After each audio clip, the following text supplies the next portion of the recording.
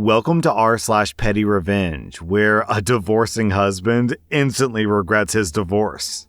Our next Reddit post is from Wintry Mix. My husband of 25 years decided that he wanted to split up. I unsuccessfully begged him to change his mind and spent a lot of nights crying on the bathroom floor. One thing to note is that I carried the health insurance for the family. He's self-employed. When he wouldn't change his mind, we filed for legal separation and he moved out. In the meantime, I got a banging new job that covers 100% of the health and dental insurance premiums for the entire family with a $100 deductible. Sweet! My husband is still allowed to be on my insurance since we're legally separated rather than divorced, and it costs me nothing to have him on my insurance, but I'm petty as hell. So I charge him $400 a month for insurance, even though it costs me $0 to add him. He's, of course, welcome to get insurance on his own in the marketplace, which would probably be double that cost. I make sure he knows it costs me nothing, not a zip, to have him on my insurance, and that his $400 a month payment is funding my upcoming trip to Spain.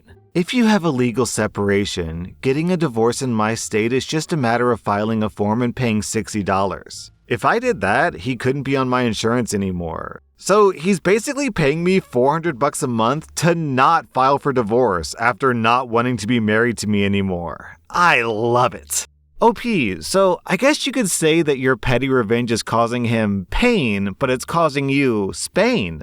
Our next Reddit post is from Kaleha. So when I was in high school, I was on the speech and debate team. If you're unfamiliar, think drama club meets young Democrats/young Republicans. I mostly did the public speaking events that focused on real-world political topics, and I loved it. I usually made it to the final in my events, but I had fun even when I didn't, and I made some really great friends from other schools. If I wasn't in the finals, I would go watch others who were competing to support my teammates. There was this one girl I saw at almost every tournament. Let's call her Mary. Mary and I didn't do any of the same events because she focused more on the drama side of speech and debate. But Mary was constantly comparing herself to other people and would get really arrogant if she made it to the finals in her events and I didn't make it to the finals in mine. Anytime she didn't make it to the finals in her events, she would cry and accuse the judges of not being fair, and then would pout in the cafeteria all throughout finals, and sometimes wouldn't even go to awards to support her teammates who did win something.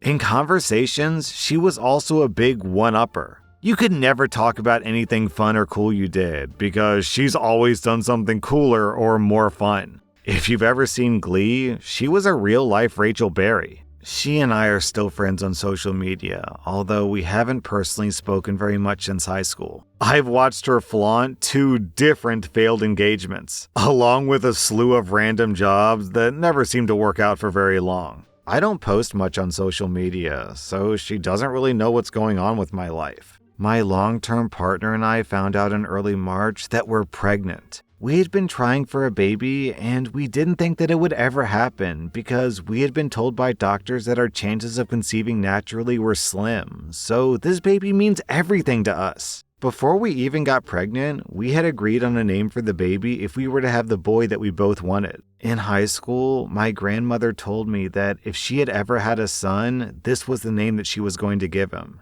However, she only had 2 girls. I fell in love with the name immediately and told her that if I ever have a son, I would give her this name. She passed away while I was in college, but I'm still in love with the name and fully intend to honor that promise that I made to my grandmother. Thankfully, my partner also fell in love with this name when I told him about it. Fast forward to the present day.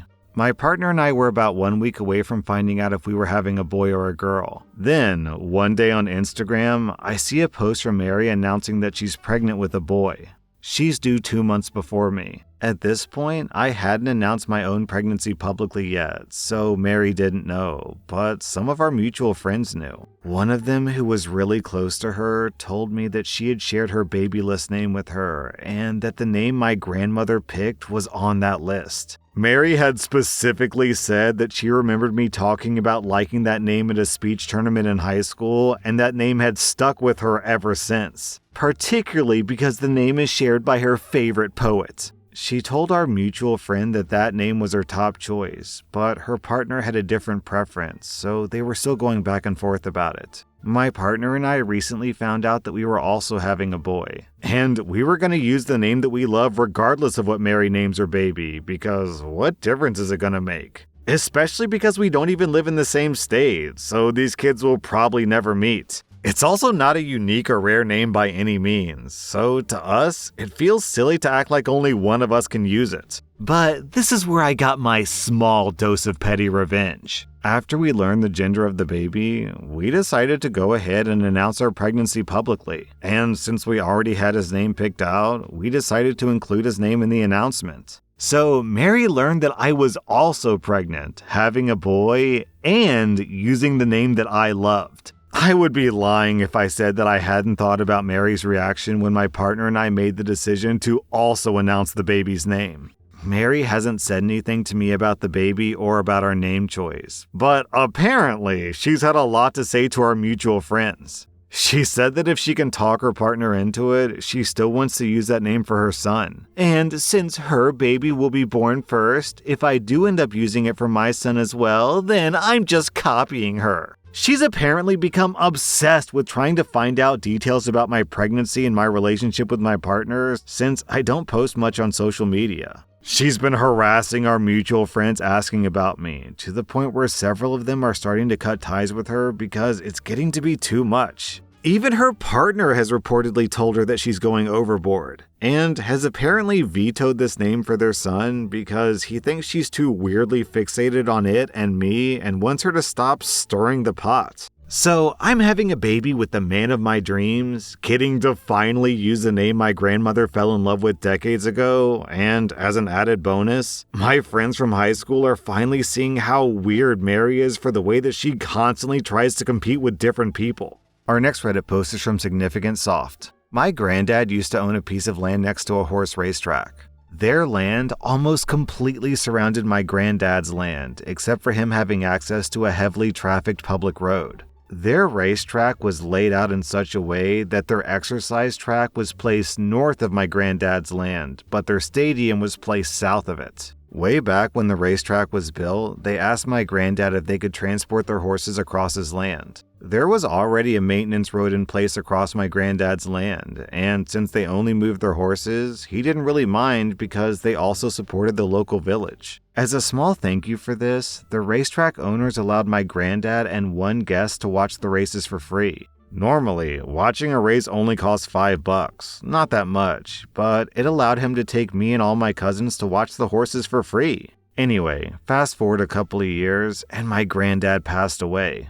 My mother, who inherited the land, tried to bring her grandchild, my niece, to the racetrack to see the horses just like my granddad used to do. At the ticket counter, my mom was told that she had to pay for admission. That wasn't really that big of a deal because my mom thought they didn't know that she now owned the land. Afterwards, however, when she wrote to the racetrack to try to rectify the situation, the racetrack owners told her that she won't get admission for free because that was a one-time deal they had struck with my granddad and that deal was now off. Enter the petty revenge. A few months later, when we planned to cut down some of the trees on my granddad's land for lumber, my mother told the contractors to accidentally leave 1 or 2 logs across the maintenance road. The racetrack now had to load their horses on trolleys, and they had to use the busy public road instead of our maintenance road. They almost immediately sent an email to my mother apologizing and offering the same deal that my granddad had received if we would just remove the logs. My mother told them that that one-time deal they had struck with my granddad was now off.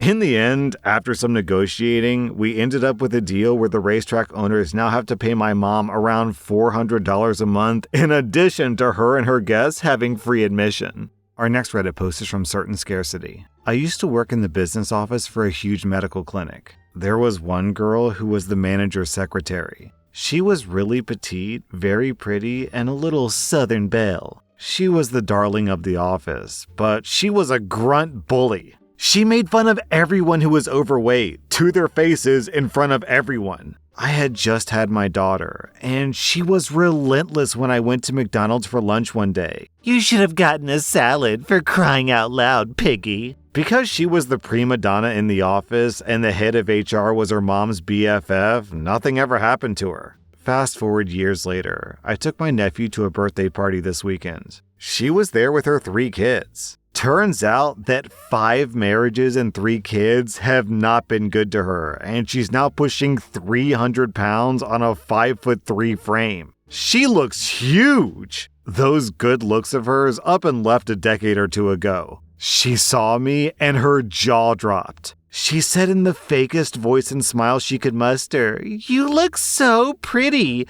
I had no idea you were that pretty. You're so tiny." I just smiled and said, "Yeah, I know," and walked away. I got immense satisfaction watching this bully waddling around in the heat. Even her nose got fat. Me not saying anything else to her for the whole day was really making her uncomfortable. Our next Reddit post is from Rate Legit.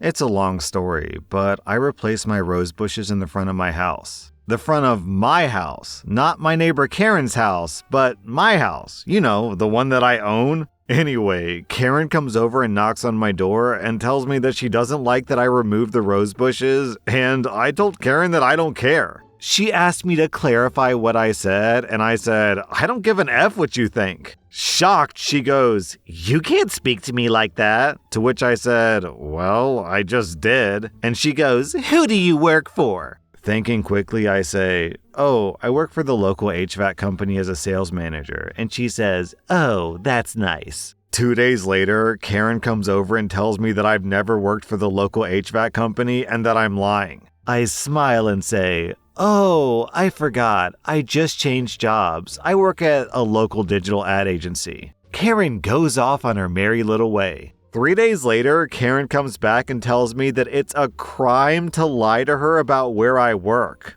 I laugh. She tells me that I'm being super unprofessional. Again, I laugh. So, for clarity, I work for a 100% work-from-home company that no one's ever heard of. And I haven't updated my LinkedIn since I started my job. I'm not even sure if it would be possible for a regular person to figure out who I work for. I go, "Fine, look, you can go complain to my boss if you want to, but I'm the general manager at the local Ford dealer." 4 days have passed, and no, I don't work at the local Ford dealer. Karen hasn't come back. I sure hope the general manager at the local Ford dealer doesn't share a similar name to mine. Our next Reddit post is from Deleted. In school, I was relentlessly bullied. 2 girls in particular had it out for me. I was shy, loved to read, and didn't do the popular stuff, so I was the perfect victim. They'd literally torture me by holding me down in the staircase when we were alone and sticking pinboard pins into my arms, legs, and feet. When I tried to tell teachers, they said that I either stepped on the pins or that I did it to myself. It didn't help that one of them was the daughter of one of the teachers at the school. Well, I finally got my revenge. I went to try out a new ice cream shop, and lo and behold, one of my bullies was serving the ice cream. I have multiple allergies, including milk and gluten, of which the ice cream shop claimed to be cautious. So I ordered gluten and dairy-free ice cream, and I set my phone camera up to film the area where the ice cream was being prepared because I saw the girl had recognized me and I was certain she would try something. And she did. I caught her on camera putting a spoonful of milk in the bottom of the bowl, and then crumbling up a cookie that had gluten in it over everything, and camouflaging it with the last scoop of ice cream. She put it down in front of me and said, "I hope you enjoy it." I sweetly smiled at her and asked her if she could get the owner of the shop because I wanted to thank her for being so welcoming to guests with allergies. You can guess what happened next. I showed the owner the video and told her that I wanted to press charges because in my country, it's considered a criminal offense called inflicting bodily harm to serve someone an allergen when you know that person is allergic. The bully will never work anywhere near food again, and she'll have this on her criminal record for years. Down in the comments, we have this reply from Big Daz. They do say that revenge is a dish best served cold, with extra sprinkles. Our next Reddit post is from Weird Vizsla. I'm currently in the South visiting family. When we were at a restaurant, my dad, who's a female to male trans, had to go to the bathroom. I'm still not entirely sure how, but a guy in there determined that he was trans and went shouting to the barman to kick my dad out. My dad, instead of trying to win that argument in a bar full of Southerners, decided to go in the complete other direction. He channeled his inner Southern righteous fury and went off on that man for accusing him of being transgender, demanded that he be kicked out, and called the guy an agent of Satan. Long story short, it worked. My dad got the other guy and his family kicked out, and got a free beer for his troubles. I thought this sub would appreciate that. Yeah, I'm with you, OP. How exactly did this guy determine that your dad was trans? That was r/Pettyrevenge, and if you like this content, check out my podcast where I publish the exact same episodes. Also, hit that subscribe button because I put out new Reddit videos every single day.